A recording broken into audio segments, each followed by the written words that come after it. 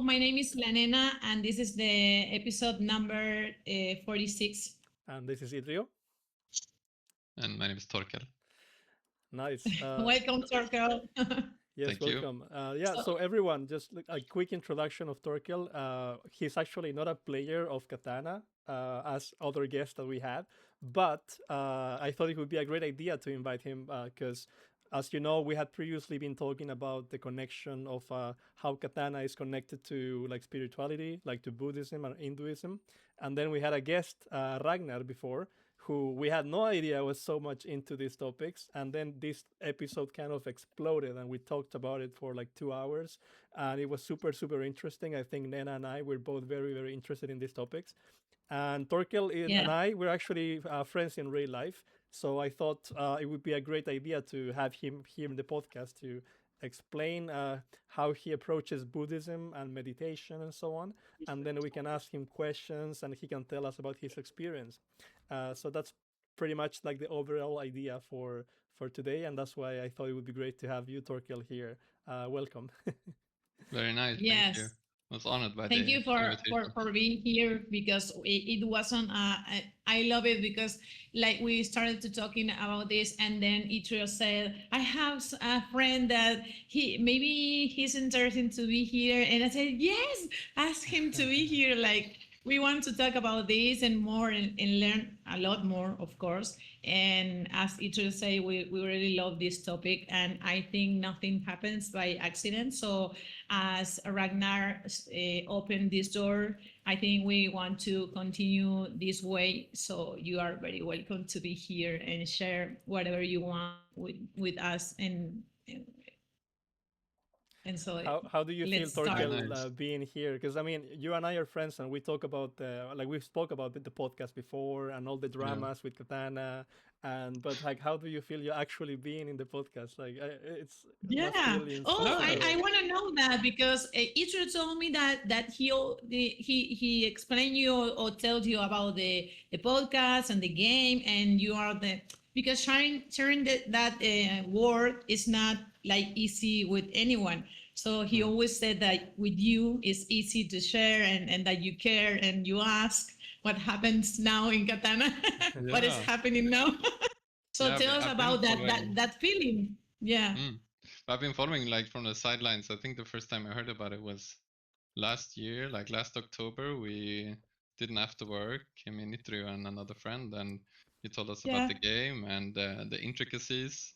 And then from that point on, like I've seen it. You told me many stories about the structure of the Whoa. game, like parts of of course, the technical parts. And I think it was like a Korean game to begin with. That then there was a massive following, and then it started. You guys started Yeah. hosting it. So those parts, but also like what happens politic wise in the game, but also like the story and all of the guilds and the domination and things. Like I found it very interesting. I remember something about like some guilds can only do some bosses because it's like it aligns with the hours and during which they're awake, Yeah. because they spawn at a different rate, and like Yep. so the South Americans can do the bosses like at certain hours, but the people in Asia were playing, they couldn't do it. um so there were, I mean, I like those sort of politics things that you have going on in the game. And then like the podcast, I think was an excellent idea. You've talked about this as well. You've had many guests, and like it's so much fun. I mean, we spoke last week, and That's I think really it's awesome from you to be like really interested about the story and not even playing. Like it's really for me it's really special because when Ichiro said that you asked about this and we transformed the game to a reality show because now we can share what happened in game outside the game and also about our real life after we started this podcast. So it became more real than before. Before was like only inside the game and we know each Mm. other and everything was there, but now the information is out there. It's like okay, now more people is like you for example. It's really special that you care or you ask or you feel like attract to it even if you don't play. So yeah, that it's also really like a very important thing, and something that my friend spends a lot of time on. And I mean, it's just I mean, to get to know that part of your life, Itryo, and it has become like it gotten us to become closer as well, because and it's Yes. like you always share fun stories, like what's the latest updates, what's happening in the game. Oh, that's So awesome. Yeah. I can imagine you two like being there and Itzio, what happened this week? Like give yeah, me it's an been exactly update. like that. Right? I mean, we Yeah, have yeah. like crazy things happening almost like weekly, and Torkel and I and other friends we also meet kind of weekly. So it's like, what's the status update? Yes. What happened in Yeah. the last 2 weeks or so? Um, It's hilarious. It's a topic for sure. Like you have to that's exactly, really and fun. also like all of our friends in common, they're also gamers in some way or another. Like, of Mm, course, some more than others, okay. but no one is like Yeah. away from that world, you know. No. Yeah. Ah, okay. Yeah. So they have like different games they play, so they understand this part of the world like many people doesn't, or it's not that they don't understand, they don't care because they don't like it. So it's Mm. okay.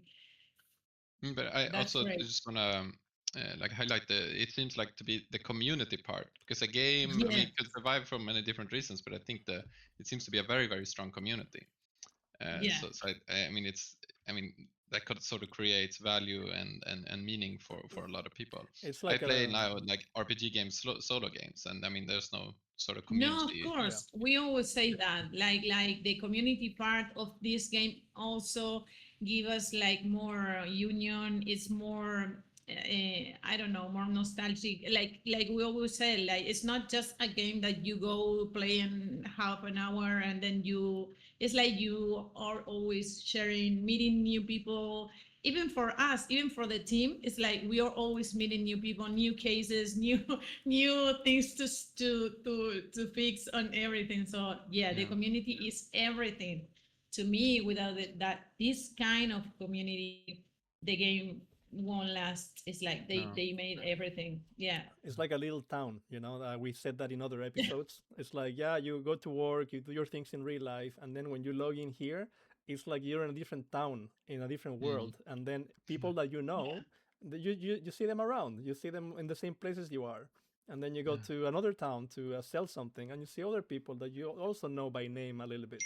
Because Mm. the game is like, of course, growing a lot. We have a few thousand players now, but it's still on a Mhm. level where you remember the names, you know.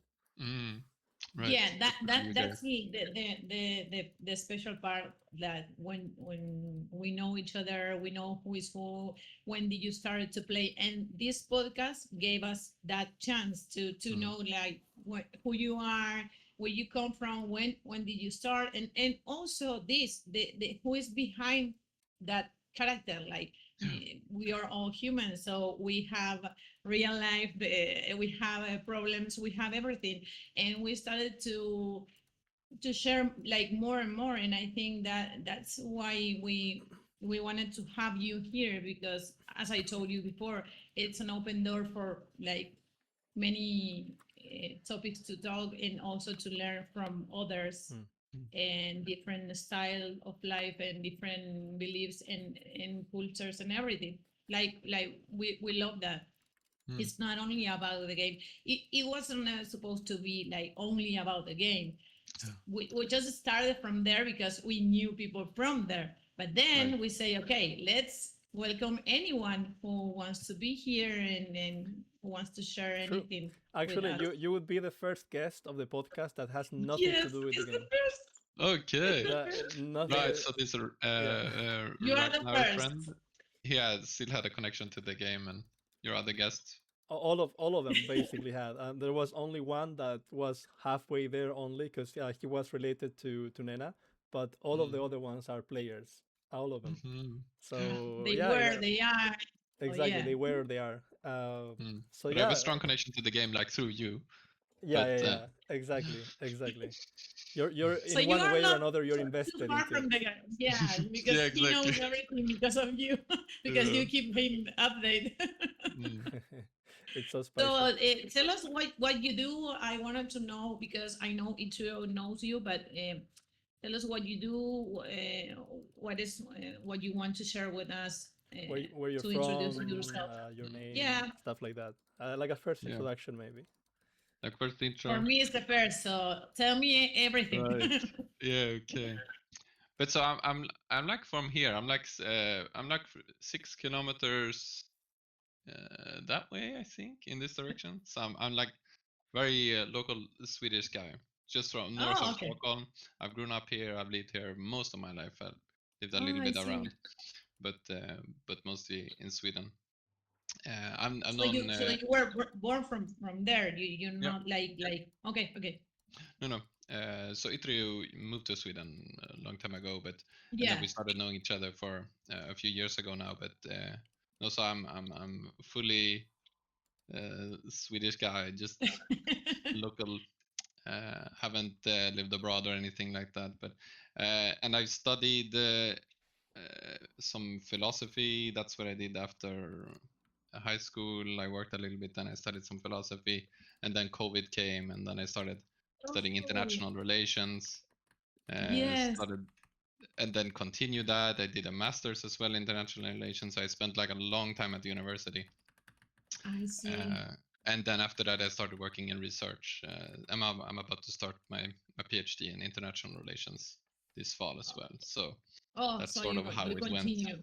Yeah. Yeah. So the work you do with I mean you work in the same place doing different areas. I guess like with Itryo, right? No, no, no. Yeah, no, we don't work together. We're just mates. Oh, I thought you Mm. guys were together. Ah, okay. So how did you guys meet? Because you said like weekly you see him. So Yeah, now it's been Right. like you're one of my closest friends. Like we see each other a lot, wow. and it's fantastic. But I think yeah, mutual friends a few years ago. Yeah, we met through Ah, okay. another friend basically. Not to go on a branch, but that's basically how I met all of my friends. I met all of my friends through friends, Mm. and Ah, okay, Torkel okay. That's great. yeah, and it's usually the ones that come later that are the ones that stick the longest. And like Mm. Torkel and I, we've known each other for like 5 years or so, but Mm. like only in the last year or a half or so, we've been like hanging out like a lot more often. Mm. Um, Yeah. I don't know if it's like something with the Swedish culture or with my culture, or maybe it's normal human behavior. But I feel like uh, I got closer to you, to Daniel, to Felix, like more than before in the last like maybe 2 years, Mm. especially with you and Daniel, for example. Yeah. You know, I think it's something that time gives to friend relationships as well, in a way. Yeah. Hmm. But I'm interested in like maybe hearing a little bit like how different culture. I haven't really experienced that. I mean, I haven't moved countries and tried to find Hmm. new friends or make new social connections there. I mean, it seems to what you're saying that it's a sort of a Swedish thing, that it sort of takes time and investment in order to Yes. make deep connections. But maybe it's all like that all everywhere. I just don't know. But does it differ substantially? Would you say from your I would say Yeah. so. in work? I think here it's like a standard that you kind of like on average it takes a certain amount of years before you consider yourself like close to someone. Really? Of course, it can happen faster with some people, like as it could happen anywhere else, right? But I'm talking about like averages, right? I think on average in Latin America we can become like very close to Oh someone yeah. in just like After a a few couple of days. weeks, you know. So it's like a little bit faster in that way. It start to become like we talked before, like it's harder now to say Mm. or call someone friend because now people is less empathic, like less caring about each other. So now you don't use like more everyone is my friend or all of Mm. them. Now it's more like distance. It's not like before because Mm. Oh, people change. you see this difference over time in your experience? Yes, of course. Yes. I Mm. think it is, I think it's healthy because everyone is not your friend, like we know Mm. that. And also because people is like I said, they don't care about how you feel. Mm. I mean, people is becoming like more selfish. Mm. So that definition of friends is not super common now here in this culture. as it used to be. Like maybe they are nice, we are all nice because we are Latinos. Like okay, come to my house, or but then it don't last. Like you guys, like it's short, like a short time to be nice, and then maybe people disappear from your Yeah, life, yeah, that can happen, but it's like that. averages, right? Because I feel like, for example, here in Sweden, one time I made a friend waiting for my turn in a queue, and that guy was Yeah, also like from Chile. Yeah. I don't know if like that's something that is can happen here among Swedish people so often, or I mean, of course it can happen, but I think in like between Latinos it's a bit easier. Like or like to give you another example, like one time when I was traveling in Chile with my family, we rented an Airbnb in a different city, and there was this like really nice old guy who was the owner of the Airbnb, and he actually kept in touch with my father. Like after we left that place, Mm. they kept in touch through WhatsApp, and now they're friends. Mm. yeah, but It's like, and they're both in really their 60s, you normal know? It's like, between Latinos. Yeah. Mm. exactly. I don't So know. Mm. I think it's so no, go ahead, tell Nena. them. Okay, go ahead. Okay, so I think it's that I think that there's you can become very friendly with people very fast here as well. But I think the step toward like just meeting on the occasion and then join conversations for some time, the step between that and sort of just seeing each other intentionally in Yeah, another environment, social environment, that's a very big step. But I think that a great way to sort of overcome that, and I think we all could benefit from being like more open to meeting new people, is just to invite when we see each other like as a group. We could just invite yeah, some person, some coworker or yeah, something, like, do you want to come, when it's very low stakes, because I mean in those occasions there Yeah. some connections can maybe form. And I always think it's fun. Like I like talking to new people as well. But Yeah. it's always also been maybe the rest of the group doesn't enjoy that as much, and you sort of have to be a little bit. I don't know. Maybe you should consider it. Maybe you should not. If they want to talk, they talk. Otherwise, yeah. they don't. But I think inviting would be, if we invite more random people just that we meet. I think that's good. I mean, you're probably one of the Great. friendliest Swedish people in Sweden. I That's mean, very like kind. with Torkel, like when we are walking outside, sometimes like on the forest, for example, with friends, Torkel sometimes says hi to people that are walking on the opposite direction. And like I'm always like freaked out by that. It's like why would you do that? I would not even do that in like Latin America. But Okay, but Oh, that it's that's fun. there's something rare. Like yeah, yeah it's not common, and more if he's from there, it's different. yeah. So that's So very there must special. be a So thought process about that, right? There must be a belief behind it, maybe, or yeah, I was about to something. ask about that what you do, and so it maybe you can introduce yourself. Maybe this explains how you are open to right Yeah, to take this first step to yeah. everything. It's not just that I do it, that I've always done it, that I haven't thought about it. It's I think um, I mean it creates a connection for the people I'm greeting and for myself, and it's in my mind it creates a sort of an openness, um, a seeing of other people, less focused on myself and what I'm doing, and Okay. even if it's just a moment, like you see another Yeah. person and you get reminded of this of that they're living their lives, they're enjoying their Saturday or doing something else. And I think I mean for them as well, they get seen. Everyone likes to get seen, because it feels good, like you belong to a community. You have some sort of a value here. Other people recognize me. So I think it creates a great value for me and for them, and it just enlightens the day. In my experience, sometimes when I jog, I jog past someone, I try to give them a high five, like from far away. I'm running, and then trying to give them a high five. And sometimes if we meet and I get a high five, not everyone does it. Some people look strange at me, but I mean I will never see them again. And you've tried to do something nice. But if I get the high five, like the energy is just the energy boost is massive. And I think so it's just a net. It doesn't cost any energy for us to greet other people, and it's just a net good it creates. goodness in my mind and in their minds, and But whole sense of community. in a way, it is a bit of an investment because if you get rejected, you do feel some like bad emotions. I mean, or maybe not. But a lot of people have a fear of rejection, or Yeah, like they have strong feelings about it. yeah. I mean, I get that everyone's different, and I mean, I've been naturally sort of since I was a child a very social person, so it's not that this is all just trying to make up a habit in my mind and trying to just strive for some ideal. But it's the rejection. I think that the greatest benefit is to our minds. Trying to greet someone, trying to do something good. If you see it as something good, just saying hello and uh, making sure that they feel recognized and part of a community and see. Yeah. It's a good thing. Even if they don't accept it, you have attempted to do something good, and I think that should be very Yeah. motivating. You get rejected, it's. I mean, I hope that they're not having a very bad day.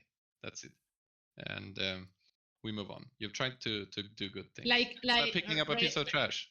Like no one yeah, would. it's not about see. us, it's about them. If they don't want to receive what you are offering, at least you have tried to, and then it's up to the other person. Like that's the Yep. limit where we are. So maybe we talk about this the last episode in the previous before, that people is afraid to talk now. Like no one is talking. Like everything is through social media, and everything is like picking people, choosing people, or blocking people. It's like no, before, like I sit with you and I look at you and we talk about anything, even if I don't like it or I love it. We are like talking about this, so we are Mm. creating something.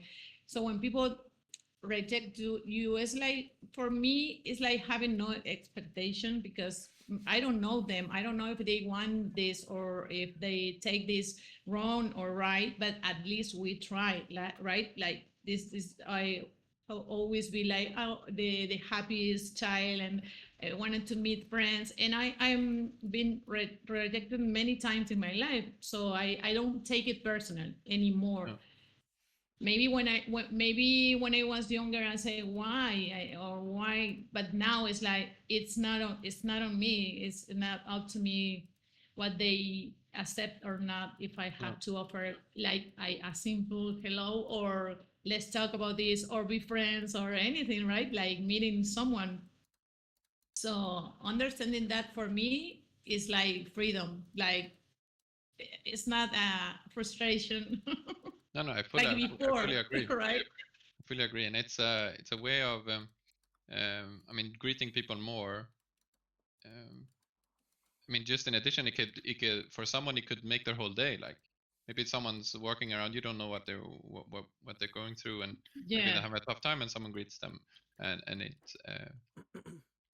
it's a very good experience for them. But I agree that we see more and more in society this sort of division among people or between people, and it's harder to reach each other. So greeting someone, talking to strangers as much as they want to be, just as long as we're respectful, is a way to. Yeah. That's something that we personally can do, and it's good. I mean, it ties back into the uh, to the whole Buddhist perspective that I have on life. That it's good for our minds. That it's very very good to do good things, not for necessarily because we want to make the world a better place. Yes, but we have the sole and chief responsibility for our minds, and doing good things creates good habits in our minds, viewing friends rather than enemies, for example, in the world. And the more if we do it and again and again and again, in my experience, it sort of creates a stronger immediate sense that this is a friend, or I'm looking at things at on a from a bright perspective right now. So I think that's very much tied together to that Mm. way of viewing things. And speaking of Buddhism, now that you opened the door a little bit, Mm. I of course I want to know some things, and I think I in my case, even though I know you for a while, I don't know a few of these things as well. So I would love to hear about it. Right. Like for example, how did you get into it? Like how did it Mm. begin? Yeah. Like that I have no idea about. All right. Yeah, it's funny that we've known each other for a long time, but we some things we haven't spoken about Yeah. in depth. But so for me, it sort of began I think when I was in high school, 16, 17 years old, I started to get a lot of interest in lucid dreaming and being able to control your dreams. Have you heard about Oh, this? You know? Yeah. yes, I Mm. have it. Oh, I'm trying. I see. I studied to have because to understand that what happened to me when I was a child and then when I was a teenager, and now I understand mm. So that you were universe. having these dreams, Torkel, and that made you interested in it. Yeah, I didn't have them spontaneously. As I tried, I practiced to in order to have Oh, them. you Aha. practice. You don't Yeah. have it like no, okay, no, I didn't practice it. Okay, so you did it intentional, like okay, Yeah, I read a book whoa, and like I mean, just started to write down a oh, lot of dreams and things. I mean, and I mentioned this because I think um, I mean, it points to the fact that I was very interested in the mind and how the mind functions and what you can do in it. yes, It was a very strange thing, I think, to have to be able to control dreams, to control this whole yeah, different reality. So I was very interested in that, and then I did that for some time, more or less, with more or less success. Very cool. I mean, after a while, you start being able to control your dream. Not, I didn't go as far that I could do it like at will, but I've had many dreams, many lucid dreams that I can control them for a very long time, and that was very cool. Like it's cool, whoa, but it's after a while, I think people would have tested it as well.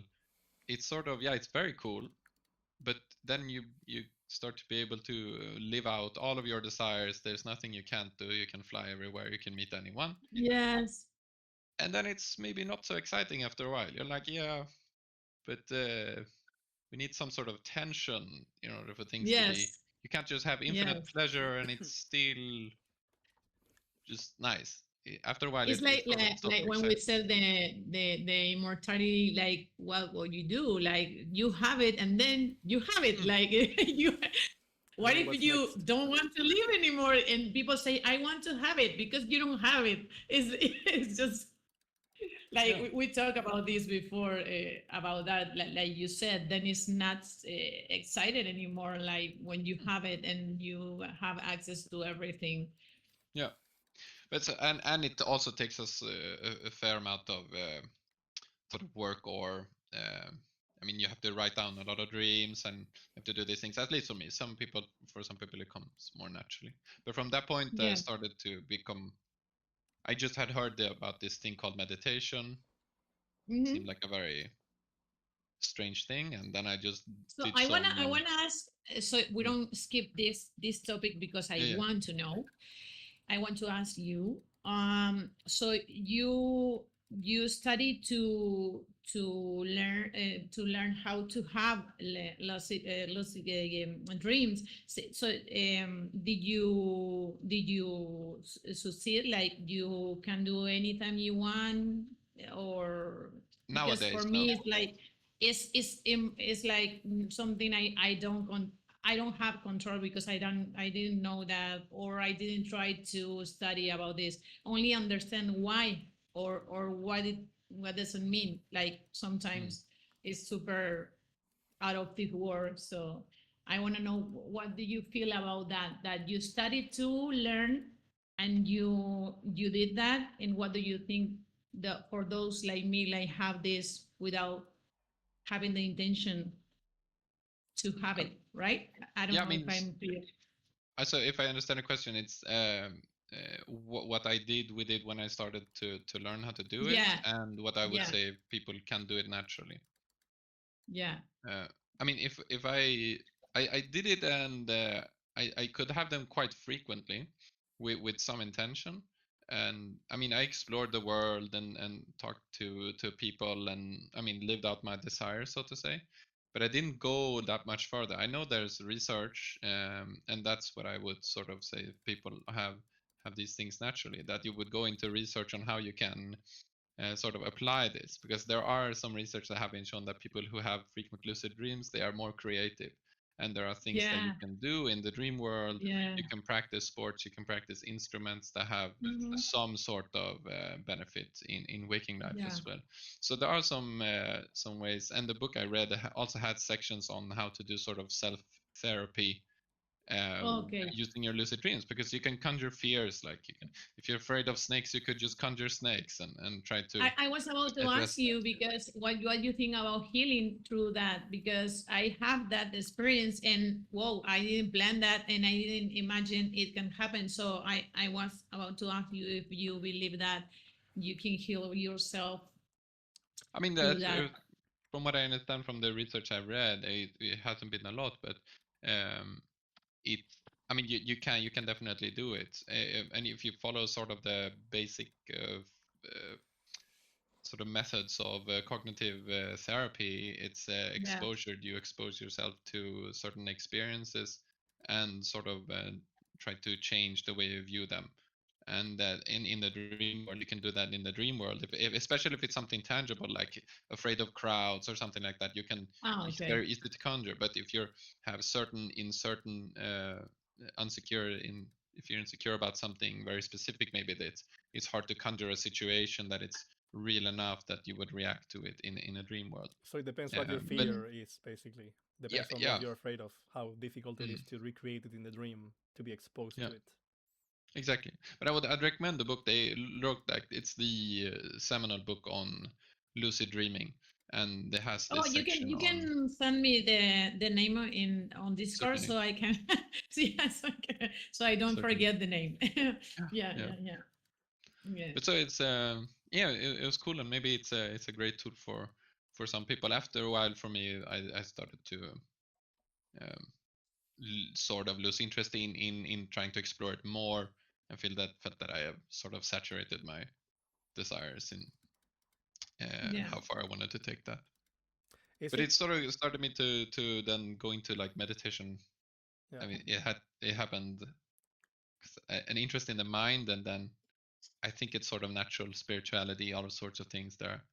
What's religion? What's questions about life and meaning sort of came up from that. I think what's reality, like a dream world, waking world, these experiences. It's many different questions started to I don't know, So sort of how you naturally. do you started to with Buddhism and everything you started to study, like what do you feel like, were you seeking for answer like everyone, or just came like into your life a I, curiosity to this?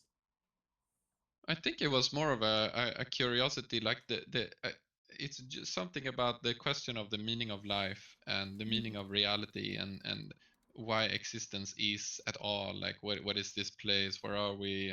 I have this body and things like all of these sort of questions have been I know they just came to me. I've been very Yeah, interested like in them, and I mean, it just opens up that you start to sort of stimulate your life in that direction and talking to people and reading things and more and more. And I met some very people who influenced me a lot. Like when I was 20, we did a trip, me and a few friends in Southeast Asia, and I met someone who really he talked about spiritual things with me, and it sort of opened up to yeah, me that oh, like this is more something that inspiration. yeah that this is something that you can actually talk about and a topic that Whoa, you can right? explore. That's something magic. Like yeah, like you don't imagine that can happen until it happens. Like it's really rare. Like like right now is difficult to talk about this with someone or Yeah, anyone, right? I'm Yeah. very very grateful for that, for meeting that person. It was in a setting where we had finished high school and then we traveled to Southeast Asia. We had nothing. It was the point was to explore and have fun. Yeah. So it's in a setting where you have abundance of time and very open to new experiences. You're on the other side of the Hmm. world, and then if someone starts talking to you about life, then maybe there's a higher chance that you're listening, Yeah. other than living in society here and like commuting to work and on the subway someone started talking about life's deepest questions. Well, It's I think the setting plays a big role there. Mm. But also, I think it's very remarkable that you, from a very young age, you were very interested in these Right? things, right? Because I mean, Yeah. most 16-year-olds are not thinking about these things at all, right? And maybe it's a thought they had once, and oh, that's interesting. Anyways, I'm gonna start scrolling again or whatever. It's hard for people to be that deep that young. I feel like you had a bit of a head start when it comes to this because you were very interested on it very early, which is I think quite remarkable. So you were seeking for answers. You were seeking for like the answers to the big questions, right? Like what is the meaning of life, but also very interested in how to control the mind, right? Because I Yeah, mean that exactly. the lucid dreaming has a lot to do with controlling your own mind to be able to Mm. shape your Yeah. own dreams, right? And then meditation has to do a lot with controlling the mind as well. So I guess Mm. your interest was very focused on that part specifically of how can I control my mind. Yeah. Why do you have you thought about what made you so interested in that specifically, into having control of your own mind? Mm. I mean, you put the hammer on the nail, hit it nail on the head. Yeah. I don't no, I don't know. I haven't thought about it a lot where that sort of interest comes from. It just for me it just arose within me. But maybe it's I mean It's some like psychologists. like an awakening, but a young age. Like some people have it at 40 or never or have it, and then he just have it. Like it was his timing, because like I said, many people doesn't talk about this or don't know about this, and you have it like more in a way More more natural for natural, him. right? Mm. Yeah. Yeah, like you were like, I'm gonna do this, and so I will search for this. It was Yeah. in you. Maybe I think it was or maybe always it's in you until something right awaits you, right? And then you don't go back. Like I say, once you do that, you don't go back to the no that's old very you. much I agree. Like that was the first thing sort of I noticed after like a couple years that there's nothing I cannot not think about this right now. It Yeah, came to a right. point where You cannot I cannot forget you about it. cannot leave that. No, and that was actually sort of I mean in the beginning a slight burden at some times, like because Yeah. it made me feel very different from my peers. So Exactly. that That's mm, something people don't talk about. The difficult to be able to live that side when you are with different people, right? Because you are not going to go everywhere to talk about the same topic all no the time. So you have to organize yourself to be okay. I can talk with this about this with Itryo and maybe me or someone else, but not with everyone. So you mm, have to have a balance to what you are offering and what you can share with who and when, definitely I right? agree. So Yeah, 100%. it's not a limitation, but something that you have to be alert. Like you have to have conscious to be right, Mm. how to be and what you can, uh, how deep can you go with someone? Exactly, because you don't want to go too deep. I had those interactions as well that I've tried to go Yeah. very deep with about life's big questions with people who may not be there in their sort of way of thinking, and uh, it didn't create unity or sort of No, of course. mm, No. You have yeah, to a read the connection. other Yeah, person, so you have an extra work, because you have to read and recognize in the other person the if you are in the same like frequency, like interest, and so it's an extra work for us to be that way. It's like, mm, people think the more you know, the more you grow, or the more you evolve, you are, for life will be easier for you. It's harder for us because yeah, we are nonstop in this situation. Also to keep growing, but it's not easy. People think it's easy, but it's yeah. not. It's but these are some very I think two things that I would say here that I feel in general that in society nowadays compared to maybe 10 years ago. Yeah. I mean, I was still very Yeah. young back then, but so I maybe don't have a full grasp, but I would say that more and more people are generally open to discussing questions about meaning and Yeah. religion, and and faith and like these spiritual matters more. I think there's that a general sort of more openness to that. And the other thing, let's see, yeah, no, I lost my train of thought there. But it's No, that we will say that was, it's not easy for us. We are always like trying to grow more, and right. it sometimes it feels like, for me, sometimes I feel like I'm apart, I'm away from those, which is okay because it has to be that way. But it's not like, the more I know, the easier is the role of my path or the people I meet. It's Yeah. like I have to. So that's why I ask you, because you have to work the same skill, like we said, Yeah. to be able to socialize with anyone. Like, you can talk about anything superficial, or you can go like deep, and then it will be a 6 hour conversation, like Exactly. all night, right? But So that's not always very easy to sort of. I find myself in my early 20s that it was difficult to keep doing sort of superficial conversations and mhm. topics because I had this very deep Of interest course, in it's something hard. else. Yeah, So you that don't was want to. no. And then, but I found over the years a few friends here and there that really that share the interest, and holding on to those relationships and talking with them a lot has been like Yeah, very profoundly sort of valuable in my yeah, experience in sharing this. But it's and I remember now a very important point, like something that the Buddha said, or that comes from there, that an idea that it's not supposed to be easy just because you do think yeah, about life and trying to improve yourself. It's not supposed to be easy. It's not necessarily.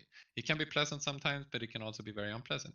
It's a harder yeah, path trying to improve yourself because you inspect your mind and you inspect your habits and your beliefs, than just living along. That's sort of following your desires and not thinking twice about it. It's could be an easier life, even though, I mean, in a Buddhist perspective, that leads to long-term suffering that we don't escape. But yeah, I think it's encouraging that so that the Buddha recognized that, yeah, it's difficult to live a spiritual life. yeah.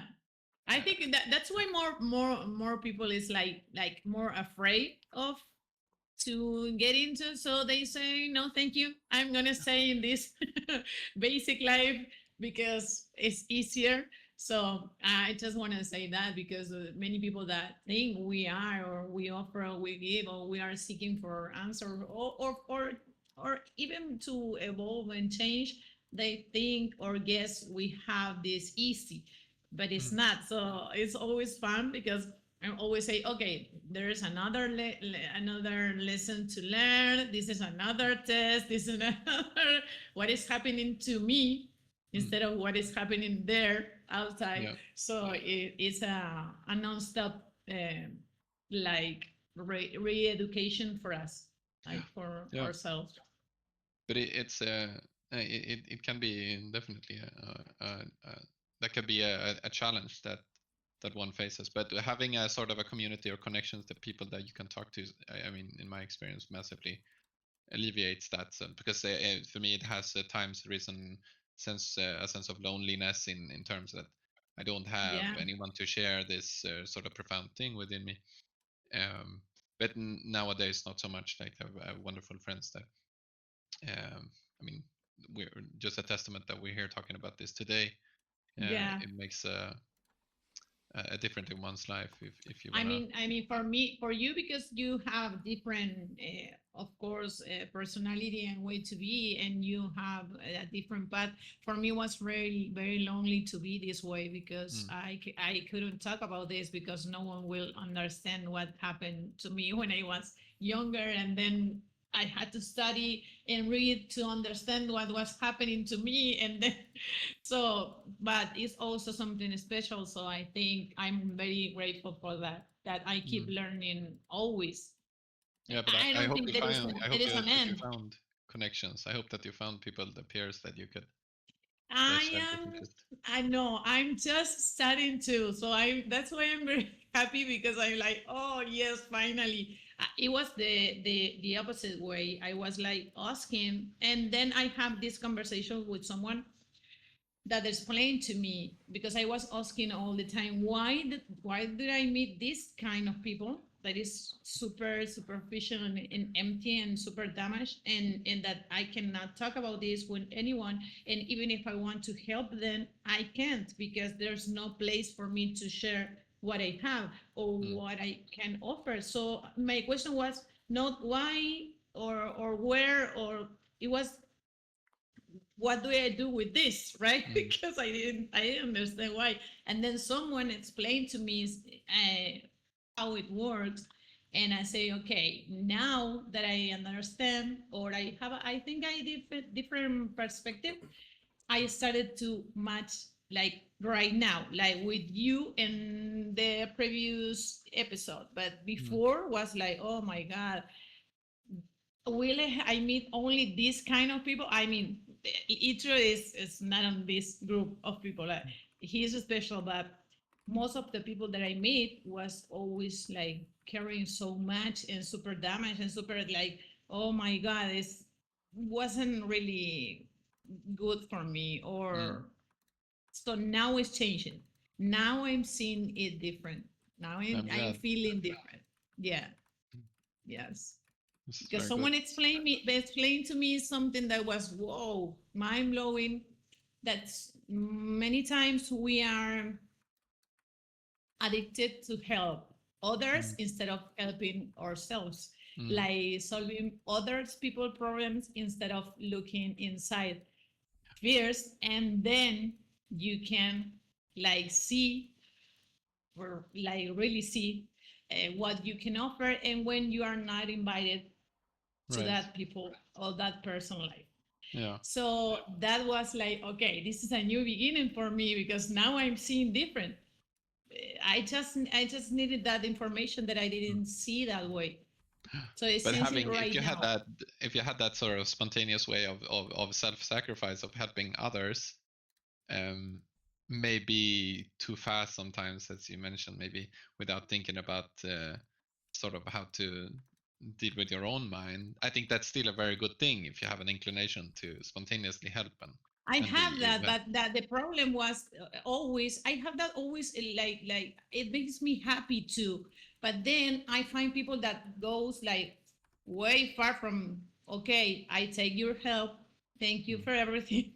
It never end like, well, because the more I gave, the more they ask, and so I have to find a balance when I have to stop. Okay, until here I'm for you, and then go yeah. go do it yourself, because it's really hard when you think I'm helping these people, this person needs me and I can do that and I love to do that, but then when you feel like your energy is going down, like I feel like it's not balanced anymore. So that's why that's my learning path right now, like to Yeah. find a balance between helping and giving my life to others and forgetting myself, like or leaving myself for the last.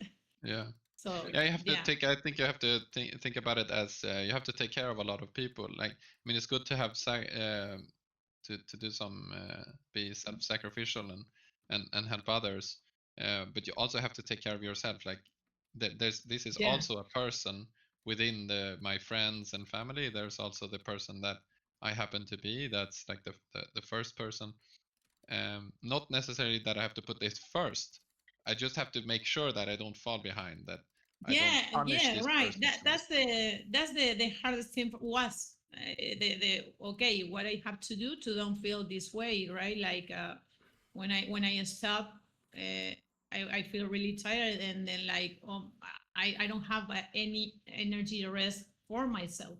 So that's my, yes, my, I don't know how to say it, my right now practice. Your I process. haven't seen. That's the process Yeah, you're going Yeah, through right I'm now. I'm doing that right now. So because that decision I took like few days ago or week ago, everything changed. I say, oh my God, this is super. I didn't know it will be so fast. when I took the decision to put some limits, everything changed.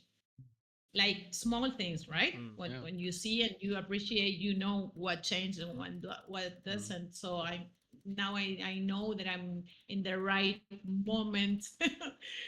So that's the thing I'm working But on myself I right now. connect with what you guys said before regarding like feeling a bit disconnected to other people that are Yeah. with you. And I think for me personally, it happened more when I was younger as well, especially when you're a teenager and you realize that hey, I am a bit deeper than my peers, right? Than my friends.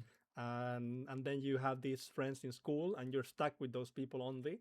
In my case, I was in a very small school, so I only had like 10 guys that were Oh, in my classroom basically. And it had some benefits being so few, but also that was it. Like those were the guys I yeah. spent like 10 years of my life with, right? And Whoa. I had to sort of like adjust myself and my interests to kind of like fit with that group. And then when I went to uni, my world opened a bit more. But of course, Mm-hmm.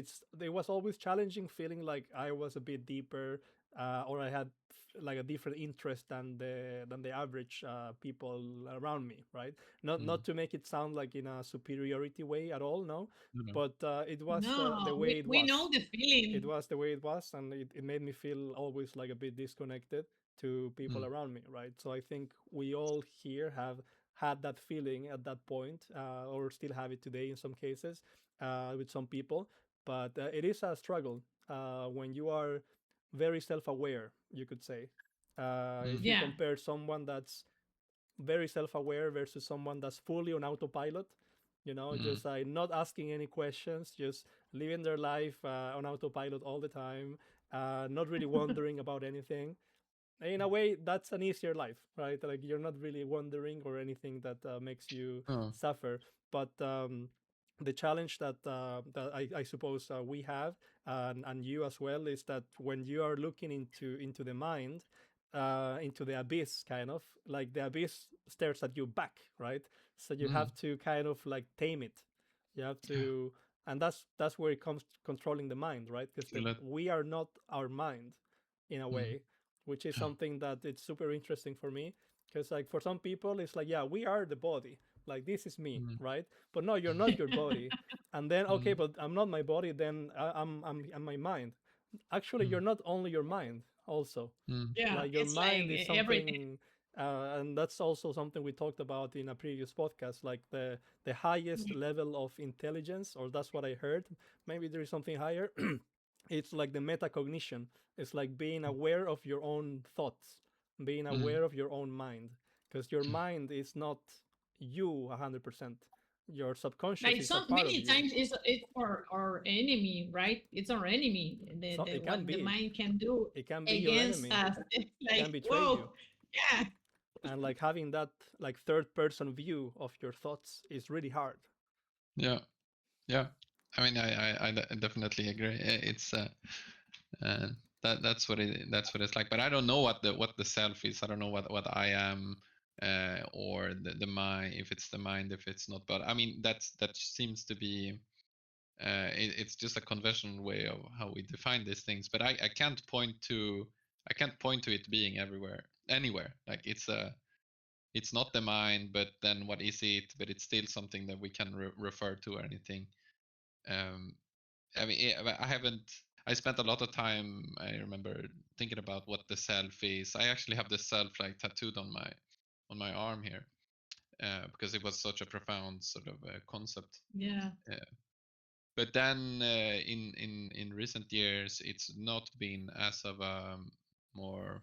I haven't thought about that, trying to find what the self is and defining it and all of the things, because it sort of escapes. I find that it just yeah, escapes me all the time. It's not, you can't really, it's not stable. Everything that I am a person that is this and this and this, but then weeks pass or months pass and years pass and they change. It doesn't, yeah. you can't Yeah, really like really find it. we are not supposed to tag ourselves like we are this or I'm this because Like I'm not the same person a week ago when I took one decision. It's one decision Yeah. away of who I was. So that's why I say, whoa, but for me, it's mind blowing. Like, okay, we can do more than what we do if we understand that. But it's not easy. It's something like Yeah. you have to do every day. Like when you decide, I always say like there's no, because people love to, tag like you are a good person or bad person, or you have the this, or I think we wake up every day and take the decision to be this Mm. way, because we can be the worst nightmare for someone, and we can also be the nicest person in the world that day. It's something we decide. I know there's people that is born with some kind of, I say always, program, Mm. and but I think it's a decision, because we can be mean. We know how to be mean. We know how to be impulsive, and we decide not to Yeah. when we have a fight, or when someone is trying to test our patient, everything, right? So like you said, we are not who we are, because tomorrow I can be mad and be that person I don't want to be, and the next week I say, okay, I have to learn why did I I act that way, and then become Mm. better for me, and of course for other persons too. But it's, I don't think we can say I'm this way, right? Yeah, Yeah. What we we are can not say is, a static being, right? Like we are always yeah. changing. We're I mean, never gonna be there is as people that is the same for 50 years. Like they are like, we also say, we always say is NPC. They have this program and they live and die this way. And Mm. I respect that, because it's a balance for life. But we can say we are not the same always. Like we are Yeah. not this. But I'd also like to add there that, I mean, one can. I agree that it's a choice on how you choose on sort of how you want to approach your relationships, how you want to talk to others. But it's not always that easy. I cannot always choose to do like, sort of the right No, thing, because it's our not mind, easy. no, and our minds are unpure, and like, because sometimes if someone says something, anger arises in you, Yeah. and I cannot stop that. And this was one of the very sort of profound things that for me last year when I did a lot of intensive meditation, that um, some mind states, some experiences, they arise, and I cannot stop them. Of course. Anger arises, doubt arises, worry, sadness. Yeah. I cannot stop them. But in the process of saying, I mean, if one has the view that I am the mind states that arise in this mind, and anger arises, then one might be angry with oneself, like dislike that oneself is a person such that anger arises. But that's, I think that's very tied up in a lot of suffering, because then we're denying, we're saying that this part of reality, we don't want it. We strive to, I mean, it's a good thing to not try to be angry, but in the moment when it arises, being angry about the anger arising just creates suffering, in my experience. Rather accepting the anger, you don't have to do, we don't have to yell or toss things or sort of fuel Yeah. the anger, but being angry about the anger um, just creates more suffering. And being accepting that, okay, anger has arisen in this mind, Yeah, now yeah. No, there is anger. it brings a lesson behind Be that. Yeah, I was just saying that some people define someone is good or bad, and we cannot do that, because we decide to be or work or invest in ourselves to mm, become who we are. And there's people that doesn't care about that, and they will never do that, and it's okay. No, no, I know that our feelings are like, we're supposed to not get frustrated, but understand. But that also takes a lot of wisdom too, and mm. work to understand that Yeah, is there. yeah, exactly, key Yeah, point, that right? is It's there, wisdom. and why is there, and you have to learn from it and then let it go. But it's not easy. It's something that we have to apply every day, Mm, right? yeah, It yeah, is definitely. something. And even the letting go part, I find that it's not possible. I cannot say to my mind, okay, let go of anger now. Just do it. No, I I know. cannot No, say no, be no, no. happy. I cannot say let go of anger. Yeah, I cannot say be a better person. It has to come from an insight from wisdom that yeah, this leads to suffering. This leads to happiness. I should not do this. And when one fully understands, or more and more, that anger leads to suffering, that it's filled with suffering to be angry, and be angry about the anger, or be angry about something else, then it naturally lets go. It's not like yeah. an active, I go in No, and no, let no. go of Of something. course, no. No, it's not that. I know it doesn't work like that. I just mean that people stay in anger, like they can be there for years, and so everything that happens to them is the what they decide to, right, or where they decide to stuck in that feeling, But or I'm so curious, like, let it go is like to move on. It's not that I'm denying it happened. It's just okay. I give this attention to what it happened to me, and then you move on to the Yeah. next day or But for me, feeling or it was quite profound for me to sort of think that it wasn't my responsibility. I can't do anything about the arising. yeah, Uh, yeah, the only thing that I could do is try to be mindful, be present, and look at mm, the experience. I So it sort of alleviated a lot of responsibility that I had put on myself. That I have to be very active in cleansing my mind, in making right, it less angry, um, because it doesn't work like that. And when I saw that, okay, it this doesn't work. It only creates suffering. Trying to change it, and it's this process trying to change the mind. It has to be this, it has not to be that. um, that whole process sort of just creates a lot of stress. It's very stressful mm. not to be content with what it is. So if anger arises, it arises. We are just with the anger. And for me, it was very profound, not trying to fight the mind. But yeah, how does your thought process go nowadays? When anger comes to you for X reason, like maybe you read something on the news, or maybe something happened to you at work that made you angry, like maybe you were treated in a bad way by your colleague, or whatever. How is it? Explain it to me, like as a 5-year-old. What is like your Mm, steps? The thought comes first, right? And then the thought yeah. comes from the mind, and then you get a reaction right away. You feel something. Mm, In this case, mm, we're talking about anger, so you feel angry. So next step is you probably acknowledge it, right? You acknowledge that you know. I mean, I'm talking about in an ideal case, right? And yeah. not that this happens by every second No, of your I day. mean, No, anger arises ideal in my case. mind many times it, today. it arises, and then you acknowledge it, and then you think about where it came from, and then what do you do next? Do you let yourself feel it for a bit, but then you try to steer away from that thought into thinking about something else instead? Like, for example, just to give you an example, something very distressful that happened recently in Latin America is this huge earthquake in Venezuela, right? Horrible, mm, horrible stories coming from that disaster. So, of course, whenever I read it and whenever I thought about it, it would make me feel a bit of distress, right? So, my first reaction, of course, I would notice that this was happening to me and that I was feeling this way. But my first reaction was like, I'm gonna think about something else now, because this is not really doing me any good right now. It's not affecting me in a positive way. So Mm. is it something that you work in the same way? So when something comes that makes you react in a negative way that you don't like, do you try to think about something else after you acknowledge it, or how do you usually go about it?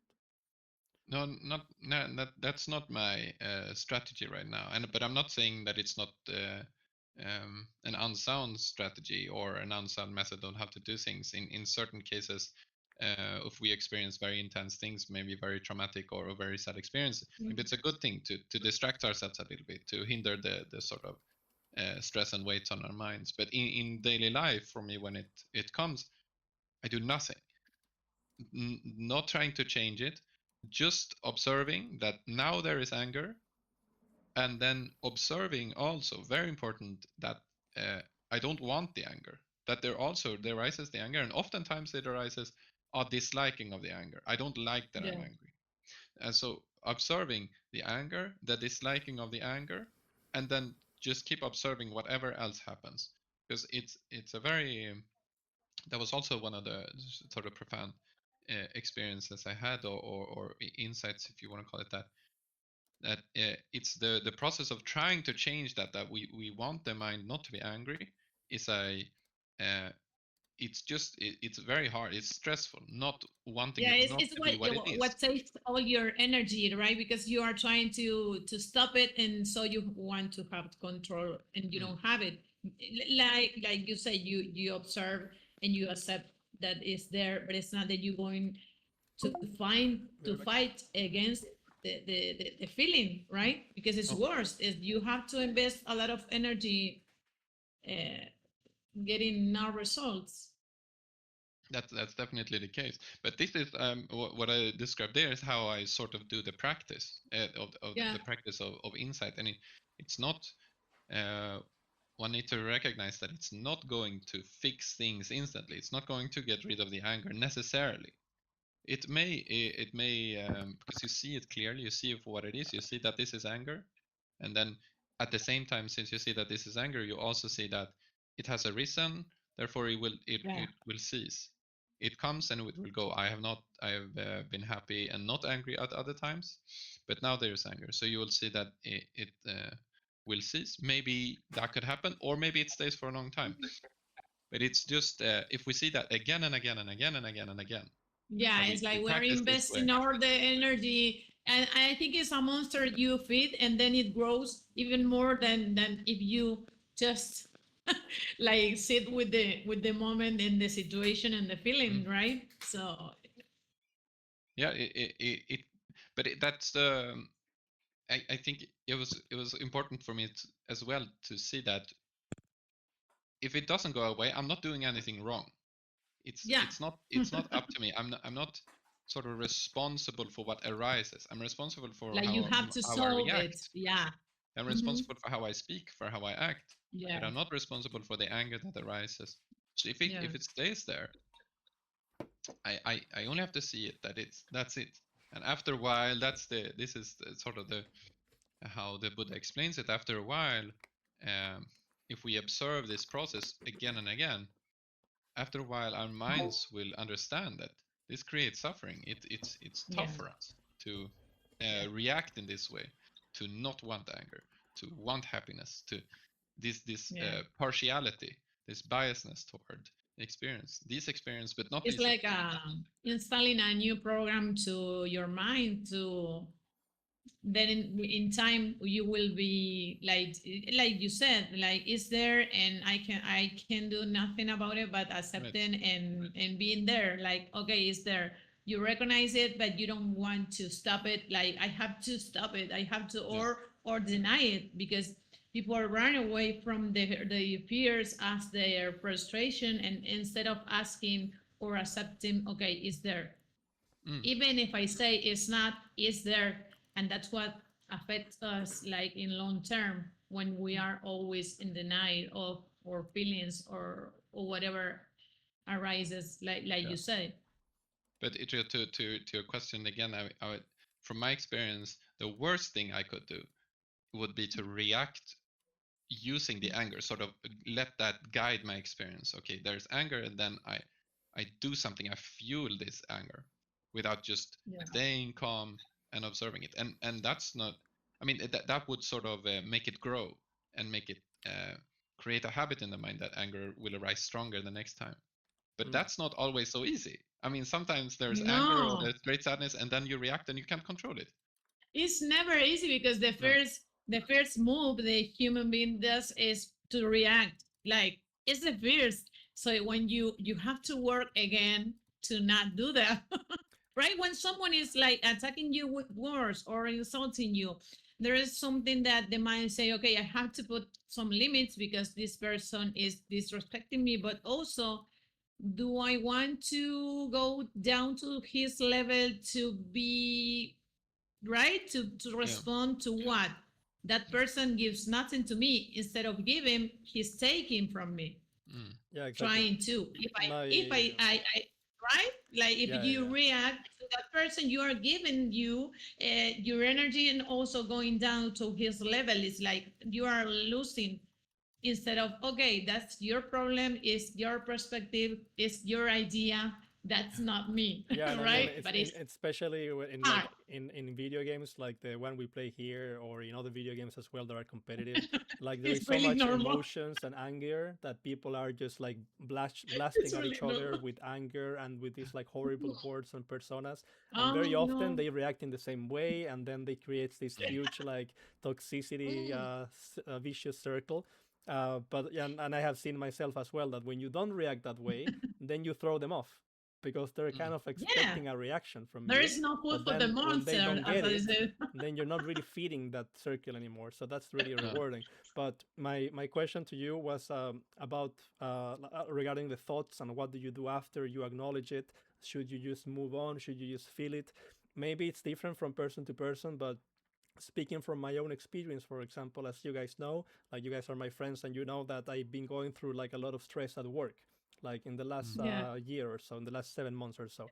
So very often I catch myself in a loop thinking about this almost like non-stop and feeling anxious about it and feeling bad about it, not anger specifically, but anxious about this and thinking about, oh, this is what they said, oh, this is what they said, and then thinking about Mm. different scenarios and thinking about a lot of things that feed the anxiety. And Yeah. then, Yeah. for in my own case at least, if I don't stop me from thinking about it, then I just continue.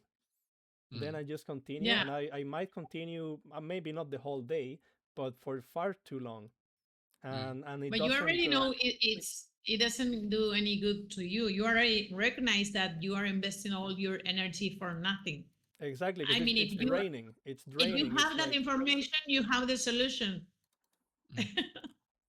It's I would I mean sort of what I would describe was again the practice in how to do the Mhm. meditation practice. I had to be mindful because over time, but it can take a very very long time, and we all go Yeah. through very different stressful experiences. Sometimes it takes a very long time for insight to arise that our Mhm. minds naturally stop. Because I mean, what the Buddha said is that the ultimate cause for suffering is that we don't understand suffering. We don't understand why how it functions. That certain parts, things that we're doing, create suffering for us. We don't understand that. So the thing, the practice will provide insight into how suffering works, and then ultimately full understanding, which gives us a full liberation from it. But in your case as well, we should not like just push ourselves too hard, right? Just Yeah. sometimes this distraction is good, and calling someone or talking about it with someone else.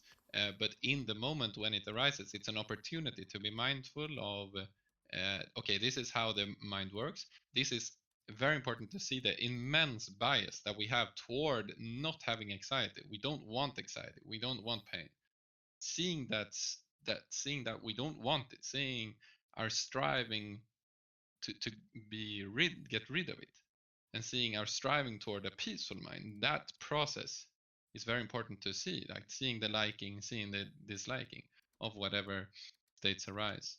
And as I mean, as much as again, this goes back to what we talked about earlier. It's not difficult, and it's not easy, and it's not No, supposed to be. of course. It's The easiest thing that you a could do in non-stop those practice. situations is Hmm. just to distract yourself, just all the time, and whenever it arises, you just try to distract yourself as much as you can. That's the Yeah. easiest that's the easiest solution. But to create wisdom, we need to do go in sort of the opposite direction. We need to challenge our minds and see that um, see what generates what, in order, because if we just distract ourselves, we stay in the same loop. It's not going to go away. Yeah. so it's not about like distracting yourself into forcing yourself to stop thinking about it. It's more about acknowledging that you're feeling this way and thinking about why do I want to not feel this way. Yes, exactly. So seeing the trying to force the mind, and we try to force the mind, and after a while you learn it. I can't. We cannot control the mind. Yes. And but so trying to, it's like trying to stop a wave on the beach. Like you can't. So after a while, it's just better just not to do it, not to try to stop it at all. It comes and it goes. And it's I've listened to a fantastic podcast when I was in Sri Lanka that someone showed me, that talked of a monk that he lived alone in a monastery for some time, and a worry and anxiety arose in his mind, and he tried to be mindful, and he did all of the things, tried to practice as much as possible to get rid of it, but it just kept rising. It was only when he stopped fighting it, he stopped doing Yeah. anything about it, that it actually disappears. But these are, you can't, even that fact, even if it happens sometimes, we can't rely on that fact at all. We can't rely on anything to be a magical fix so that our experiences will be this or not that. Suffering, I don't want it, go away. There's no magic wand that is No. mindfulness or meditation. It will never work all the time. But the freedom comes when we stop expecting it to, when we stop trying to Yes. find the fix. But I think it's a gradual process, and then I don't know. I'm like I've reached some sort of in my experience, my mind is different now than than it was before, but there's still a lot of garbage in here. Like, but so it's a long process, and that encouraging thought again, like it's supposed to be tough, or it can be uncomfortable. But then Yes. you're not doing something wrong if it's uncomfortable. You agree, Nana?